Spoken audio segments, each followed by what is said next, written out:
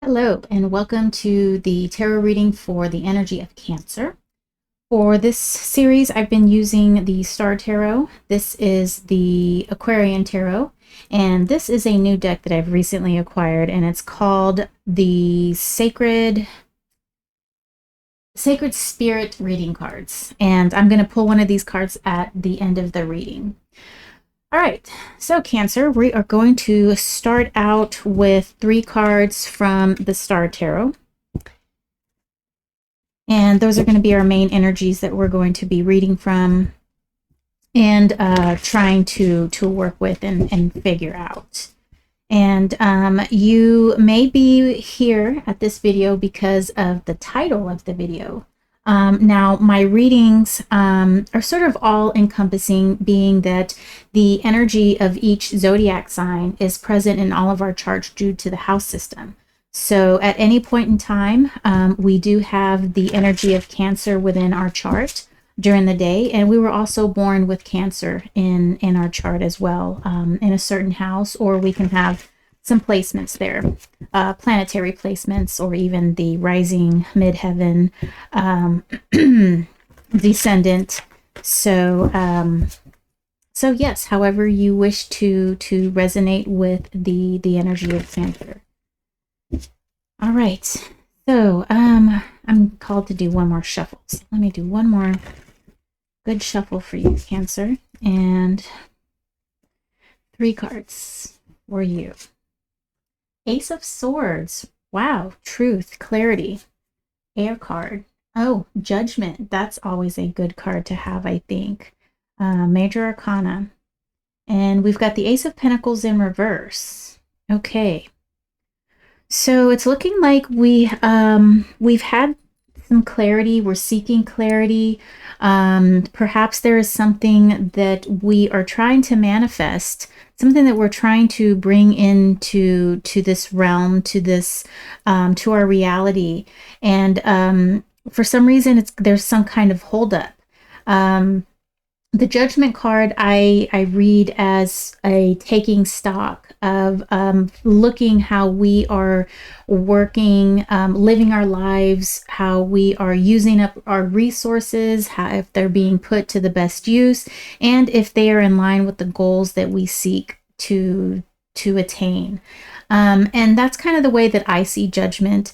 It's also can be looked at in a manner of an awakening, under an understanding. So so I see that perhaps maybe you're seeking something. You're seeking to perhaps understand, but there is a sort of a block when it comes to your physical resources. So we're going to see what that block may be, and how we can overcome it. All right, and for that, I'm going to draw, let's see, what is it? 9 cards from the Aquarian Tarot. Now, this deck is an old deck. It is from, I want to say, late 60s, possibly 1970s. And it's done by the artist whose deck was my first tarot deck, David Palladini. He made a deck called the New Palladini Tarot, and that was my very first deck. And because of that, I bought this deck from eBay, and I really enjoy the artwork. Beautiful artwork. Okay, Cancer, let's see what's going on here. The Hierophant in reverse. Wow, the Tower upright. The Lovers, Queen of Pentacles in reverse, 7 of Pentacles, King of Rods in reverse, 3 of Rods in reverse, 10 of Rods in reverse, and the 4 of Swords. Okay, let's make sure we are able to see everything here. And I'm going to switch your view so you can have a bird's eye view of what is going on here. Okay, oh my goodness, my cup has been in this shot this entire time. Oh. I'm slightly embarrassed, but I don't want to start over again. Um, okay, we're just gonna have to deal with it, right? I'm not much of a video editor either, so it's forever gonna be out there on the World Wide Web. All right.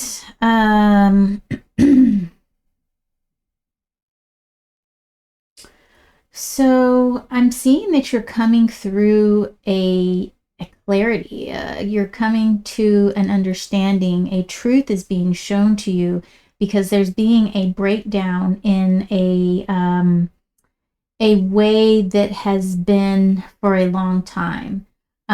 This Hierophant is representative of many things. It can be representative of our relationship to the divine. It can also be related to situations that are like culturally ingrained in us, things that are the way they are because that's always the way it's always been. But it's looking like you are breaking free of a mentality that you've never really quite understood, never really sat well with you, and you're beginning to understand some of the things through the lens of yourself, through your spirit, and with the Three of Rods in reverse here, I'm showing that you're really not sure what to do next, what you're going to do with this information and how you're going to work with it. Under the Judgment card here, this breakdown has sort of created a new understanding in relationships. I see you're looking at relationships in a way of how you can improve on them. Now it's very curious here that we've got the Queen of Pentacles in reverse because she kind of reminds me of the energy of the Empress, and this is, and I'm getting the feeling that you're looking at some relationships that you have that are in need of some nurturing, and it's been these relationships have been neglected in a way, and you're wanting to perhaps put in a different type of energy. The Ten of Rods being in reverse, this is that burdening card, taking on a lot of responsibilities. And in reverse, it's burdensome. And I'm getting the feeling that these relationships that you're needing to revisit, to revamp in a way, to look at in a different way, is it's that they've been treated, fostered in the old way of thinking, and that old way is being broken down. It's being broken down because you're understanding things in a new way. And this Ten of Rods is showing that this burden doesn't need to be carried any longer. Okay, it needs to be released into the ether. So the Ace of Pentacles, this thing that you're having, that you're wanting to manifest, what I feel like the Seven of Pentacles here, I think it needs a little bit more nourishment. I think the energy that is being putting into this situation, it's kind of looking like there needs to be a backing off. King of Rods, he's air of fire, okay? So he's a big doer, he makes the plans, and he targets it, and he goes and gets things done. With him being in reverse, coupled with this Four of Swords, which is that rest, that respite, that kind of taking a break, and maybe even, the meditation card here, is that there is, though you've come to this clarity and to this realization that there are some relationships that need to be nurtured in a different way, that need to be looked at in a different way, it's not quite time to act on them. And the reason why I'm feeling that way is because you've been so long in this mentality, and you see the way that things are needing to change, but I don't think it's quite the right time for you to enact that change. There perhaps needs to be a little bit more study, a little bit more thought on how you're going to tackle this going forward. How are you going to change this going forward? And I think once you really get that plan going forward, once you really understand these how you want these relationships to change and your ultimate goal of these relationships, once you get a good bird's eye view, a good understanding, taking good stock of what you want and how to get there, I think everything's going to fall into place. So while you have the clarity, you know what you want to do, the way to get there still isn't quite worked out yet. And we're needing to spend a little bit more time in the growing season, and a little bit more time, percolating with the thought of how we're going to make this better, how we can do this. And so overall, this is a very good reading, and this is kind of similar to, I think, what Capricorn is kind of working with, I want to say, or maybe it was Virgo. And the Hierophant and the Tower showed up in that reading as well. And there is sort of a breakdown of the old way that things have been going. An old, the old, what's the best way to say this? The way things have been done in the past are no longer serving us, so it's time to break down those structures that have been built, those thought processes that have been built, and it's time to put in new structures and new thought processes so that we can continue evolving and growing as humans, as a race, as an animal being, as spiritual beings. So and so there, and it starts with the people first. We have people who are awakening and understanding and seeing things in different ways, and it starts with the people first, and then it starts to radiate out into communities, radiate out into cities, into states, and then countries will start changing, and then hopefully we can change other parts of the world too. So it all starts with one person, and it starts from there. So, very good reading. That is very comforting, and I can attest to this as well, being that my family has been very old school for a really long time, and I was actually talking to my grandmother about this, about how yelling. She was visited, her sister visited her, and her sister has a little bit of dementia. And she said all weekend, it was like she was taking care of a child. And when she was talking to her niece, who takes care of her sister, her niece was just like, yeah, she does this and that, and I have to tell her to pick up after herself, and I have to remind her, and then I start yelling. And I was like, well, Granny, that's like passed down. She was like, yes, I know. I used to be a yeller, and your mama yells too. And, Tia Tensha was a yeller, and Tia Teresa, she yells. And I was like, yeah, I yelled at my kids as well. And I was like, that's just something that's passed down for generations. She was like, yeah. She was like, and we need to break that cycle. I was like, yes, we do. I try not to yell at my kids now. And but it's tough because that's how we were taught. That is like our knee-jerk reaction. And so it takes people like people who come into clarity to break down these old ways of being, because it's no longer serving. It causes us to, when you're yelling at someone, the person immediately shuts down, doesn't learn anything. They go into defensive mode, self-preservation mode, and there isn't a learning opportunity there.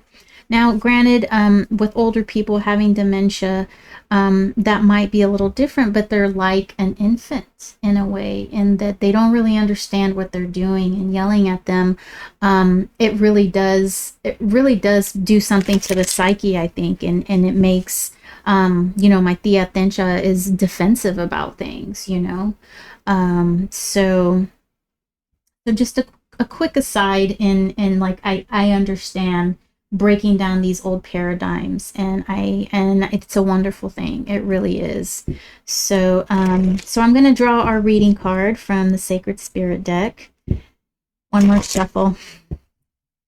All right, here we go. Cancer, let's see what we have for you. Open intuition, seek clarification. Okay. And that's what this Ace of Swords is doing. Perhaps you're seeking the clarification. Maybe you don't quite have it. But perhaps, it's somewhere along that spectrum of an inkling, of realization, of knowing that something is wrong, of coming into that truth and clarity. And then, that aha moment, that light bulb moment. With tarot readings, there's always a spectrum. You could be at the beginning of this or at the tail end of this. This could be something that is, very well happening already. You could be right in the middle, into the throes of this. So, where's my book? Right over here. All right, so number 29, numerologically, it's number 11, which is, the 11 is, those are messages that are coming through from spirit. That's when 11 pops up a lot. Okay, so open intuition, seek clarification, possible misinterpretations now. All right, let me show you this cool card.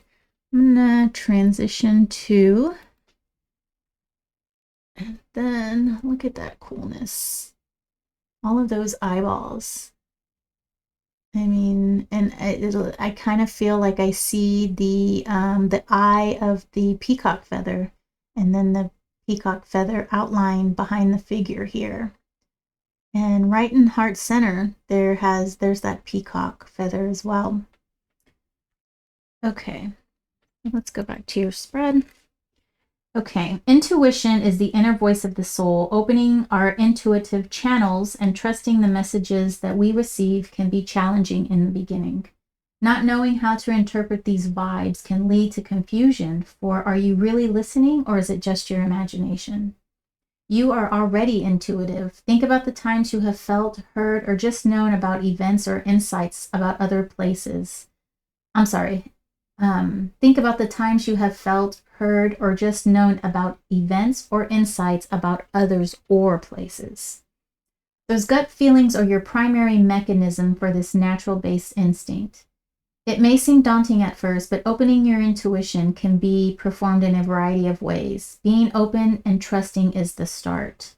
Meditation, visualization, or contacting your angels or guides to assist in these processes can significantly increase your sensory perception and accuracy of vision. Over time, you may have always felt there is a force guiding you in life. You may have had a near-death experience or had to face your own mortality abruptly. These moments can trigger a forceful opening that can be challenging to comprehend and understand if you had no prior awareness of them. You may be experiencing unexplained headaches, migraines, or sinus complaints. The area around your third eye and crown chakra is currently stagnant or blocked and needs to be balanced. Right now, you must learn to decipher this internal guidance. You're receiving many messages, but are misinterpreting their meaning. Focus on clearing your mind and resetting your psychic antenna.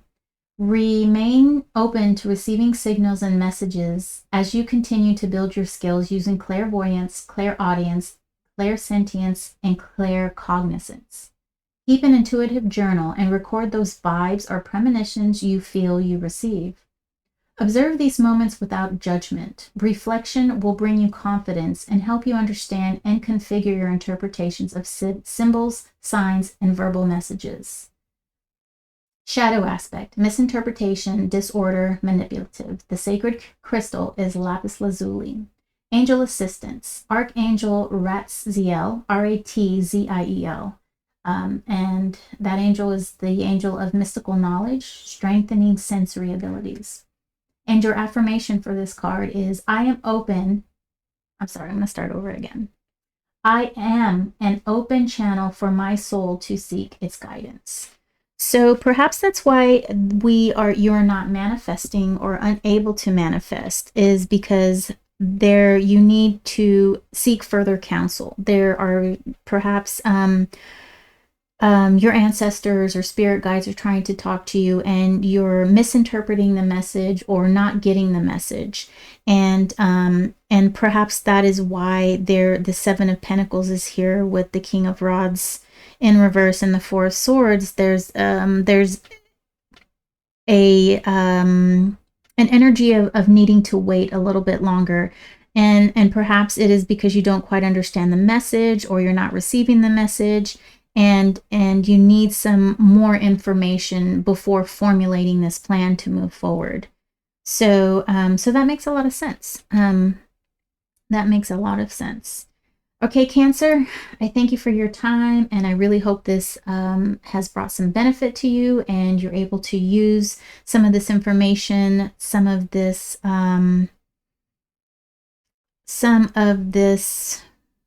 clarity. That's not quite the word I'm looking for.